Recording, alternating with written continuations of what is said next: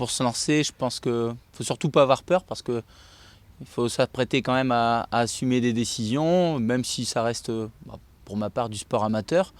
Mais quand même, ça a un impact sur nos vies et on connaît l'investissement des gens du club ou même des joueurs. Donc il faut être prêt à assumer ça parce qu'évidemment, on est amené à choisir. Donc il faut éviter la peur. Et la réponse est toute simple, hein. Chaque but, chaque moment où les séquences sont intéressantes et on voit le plaisir des joueurs à partager, à faire les efforts, à mouiller le maillot.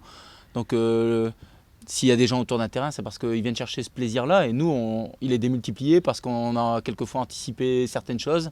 Et puis, quand elles se passent comme on l'a souhaité et que c'est concrétisé par un but ou par une victoire, bon, là, c'est vraiment jouissif. Se remettre de façon constante en question. Alors, c'est pas forcément un second souffle comme tu pourrais le penser. Mais il faut savoir justement quelquefois cloisonner, fermer un petit peu quelques heures la porte au foot et puis se recentrer sur des choses essentielles. Faire le point avec soi-même, faire le point vis-à-vis de sa position. Et puis ensuite, ça va remettre les compteurs à zéro ou à l'inverse, se dire voilà, ce qu'on a fait, c'est peut-être pas si mal, ça n'a pas marché aujourd'hui, ça marchera demain. Et c'est une passion qui est dévorante, complètement dévorante. Et c'est une passion, donc quand on a besoin de se ressourcer, c'est pour quelquefois mieux y retourner. On a envie de dire que c'est un métier, mais on reste des coachs amateurs, en tout cas, voilà. Donc on va dire plutôt que c'est une fonction ou un job. Donc ça, c'est assez important justement par rapport au bien-être, c'est de se dire, voilà, on met pas, on va dire, un équilibre familial en danger sur une contre-performance ou sur des choses qui vont être essentiel dans la vie, donc il faut relativiser, ça c'est important. Après, évidemment, psychologiquement, et puis quelquefois dans l'adrénaline, les poussées, les hauts et les bas, faut savoir se ressourcer. Pour ma part, c'est tout ce qui est nature ou les plaisirs de la table avec les copains. Je pense qu'il faut écouter. C'est-à-dire que la personne qui manifeste en face de toi un mal-être, quelquefois par de l'agressivité, par du mécontentement, c'est qu'elle a quelque chose à te dire, donc il faut savoir écouter, tout en restant... peut-être, c'est même pas peut-être, hein, c'est en restant honnête avec tes principes et ta ligne de conduite, savoir écouter les arguments, savoir opposer les tiens.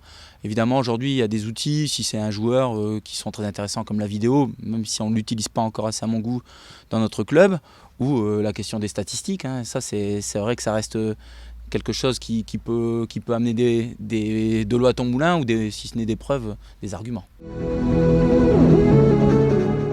Moi, j'aime partager avec les joueurs les moments forts comme les moments faibles. Donc, toujours aller chercher la petite étoile qui brille dans les yeux des mecs. Et le jour où on n'a pas ça, où on sent qu'il y a des non-dits, des blancs, comme on dit, là, on peut se dire que soit on fait fausse route, soit le message n'est plus reçu. Donc, quelquefois, il vaut mieux anticiper que de les vivre, ces moments-là. C'est qu'il n'y a pas de stratégie. Dans mes causeries, il y a un fil conducteur depuis des années. Les joueurs le savent, ils peuvent donner des grandes lignes, des grandes phrases. Et il y en a, ça fait 13 ans qu'ils m'écoutent. Donc voilà, c'est pas rien. Mais c'est justement cette capacité à surprendre. Et puis à se dire à un moment donné, voilà, aujourd'hui on fera pas comme ça, on fera comme ça. D'avoir aussi des clins d'œil, un petit peu d'humour, un petit peu d'autodérision, pour que voilà, on puisse dédramatiser ou accrocher les messages. Il faut surtout réussir à accrocher les messages. Ah, souvent, bref, allez, on va le donner, même si c'est un petit secret de vestiaire. Généralement, le samedi soir, ça m'arrive souvent de me poser devant un film en famille, etc. Et puis essayer d'aller chercher on va dire l'essence du film. Et donc ils savent que la causerie, elle peut très bien s'achever par hier soir j'ai regardé un film. Et puis à partir de ce moment-là, ils savent qu'il y aura soit quelque chose d'humoristique, soit justement un message fort qui partira. L'humour, c'est quelque chose qui doit être pratiqué. Il y a beaucoup d'ondes positives. Et c'est pour ça que c'est quelque chose de passionnant, parce que c'est les hommes qui échangent. Et évidemment, il faut beaucoup d'humour, il faut beaucoup d'autodérision aussi. Maintenant, moi je suis pas un clown non plus, quoi. Donc on me verra pas monter sur la table avec une perruque et un nez rouge. Non, ça fait pas partie de la méthode. Mais bon, c'est plutôt côté pince sans rire ou chambreur, ça, oui, ça je reconnais. C'est un vrai impact, ça c'est sûr. J'ai la chance d'avoir autour de moi vraiment une grande balance, c'est-à-dire que j'ai des proches qui adorent le foot, dans mon cercle familial très proche, et puis j'ai aussi une épouse que ça n'intéresse pas. Et elle me permet de me recentrer sur l'essentiel dans la vie, parce que voilà, quand on a perdu ou quand les choses ne tournent pas comme je le voudrais, elle me dit bon, c'est que du foot, et puis c'est pas grave, il y a plus grave. Et elle a tout à fait raison. De savoir redescendre et de sortir de la bulle, parce que si elle n'était pas là, dans ce sens-là, je pourrais y être 24/24, même pas dormir la nuit, ça c'est vrai. Là, on définit clairement les choses au préalable. Ça évite de faire un flicage permanent. On a un groupe Messenger dans lequel on s'échange des infos, des choses humoristiques aussi, auxquelles je contribue. Puis ils ont aussi leur sphère privée. Ça ne me dérange pas, voilà. Et bon, de temps en temps, ils peuvent se lâcher. Eux aussi ont besoin d'avoir un regard critique. Maintenant, tant qu'on ne manque pas de respect, c'est basique ce que je vais dire, mais voilà.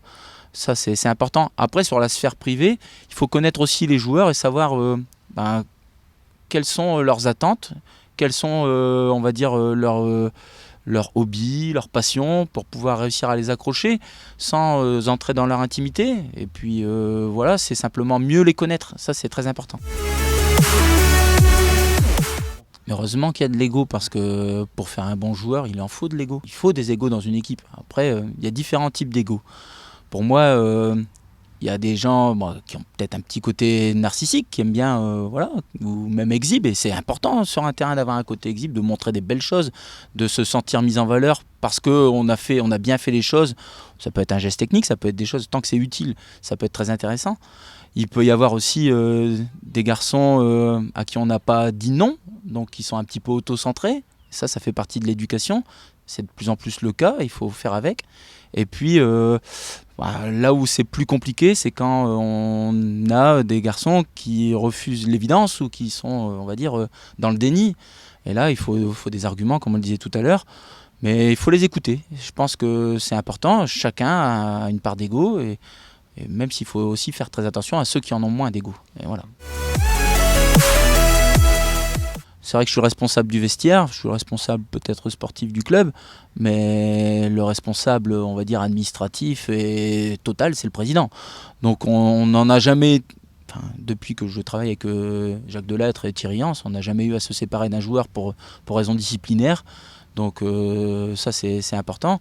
Maintenant, généralement, on va pas se mentir, il y a des garçons qui nous ont quittés parce qu'ils n'y trouvaient pas leur compte.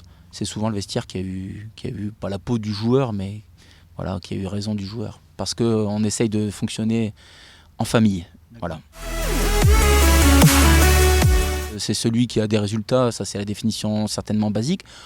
Après, pour moi, il y a des moyens. L'honnêteté, c'est très important, de savoir décider avec honnêteté. Parce qu'à un moment donné, on le disait tout à l'heure, il faut trancher. Et le travail. Et surtout la capacité d'adaptation, parce que évidemment être entraîneur à l'âme, c'est pas la même chose qu'être entraîneur ailleurs. Et voilà, il n'y a que des cas particuliers. Et puis être aussi de savoir apporter sa sensibilité, sa personnalité. Voilà, ça c'est important. Ne pas surjouer un personnage, quoi. On n'est pas des acteurs. Moi j'aime beaucoup Jürgen Klopp parce que c'est la transmission des énergies. C'est un football qui a été après celui de Guardiola, celui de la possession qu'on a pratiqué il y a quelques années, celui de la transition. Donc voilà, ça correspondait à un moment donné aux capacités aussi des joueurs qu'on avait, à leur philosophie, savoir donner, beaucoup donner. Donc j'aime beaucoup ce personnage qui en même temps semble sympa et honnête, comme on le disait. Voilà. Le jour où le sac sera super lourd pour aller à l'entraînement, où il sera même devenu lourd. Là, ça fait quelques années que ça dure pour jouer comme pour entraîner, où voilà, à 17h, les choses sont prêtes, je vais décoller, le sac est super léger.